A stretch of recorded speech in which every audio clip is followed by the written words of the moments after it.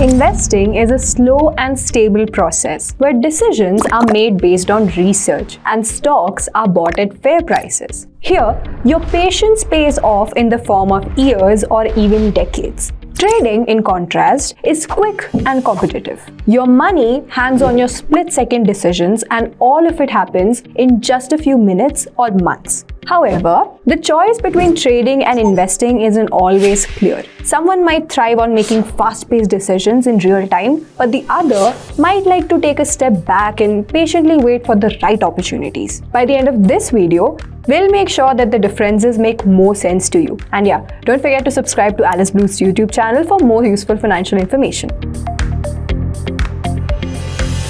Investing and trading are not two completely different concepts. In fact, they are closely related. Let's see how. Every stock has an intrinsic value, that is, the true value of the stock. For a good investment, the stock must stick close to its intrinsic value over time. But due to human factors such as fear or greed, this value might fluctuate from time to time. Now, during such a situation, active investors try to buy below the stock's intrinsic value so that they benefit from the actual intrinsic value and the rising intrinsic value. Passive investors, in contrast, simply do not care.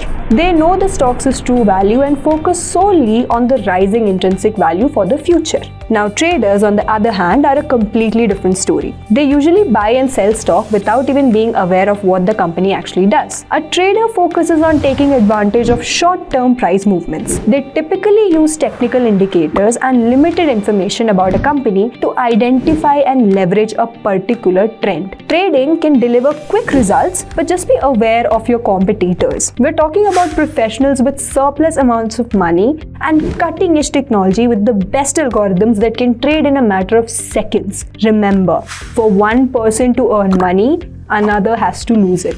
I'm not saying you can't trade, it's just that you shouldn't swim in waters without knowing its depth. Now, since investors are in for the long term, they prioritize factors such as the company's financial health or a property's potential to increase in value. The main goal is to benefit from passive income, such as dividends or rent. Investment types include real estate, that is generating rental income or appreciation, stocks, that is buying shares for long-term growth and dividends, bonds, that is lending money to earn interest, and mutual funds, that is diversified mix of stocks, bonds, and other assets. Traders rely on technical analysis and tools instead, like stop-loss orders to limit losses by automatically selling an asset when it falls to a certain price, and take profit orders to lock in gains at a predefined price level. Trading includes several types. Day trading, that is buying and selling within the same day. Swing trading, that is holding for several days or weeks. Scalping, that is multiple trades in a day for small profits. Position trading, that is holding for months or years based on analysis. And trend trading, that is trading in the direction of market trends. In the real world,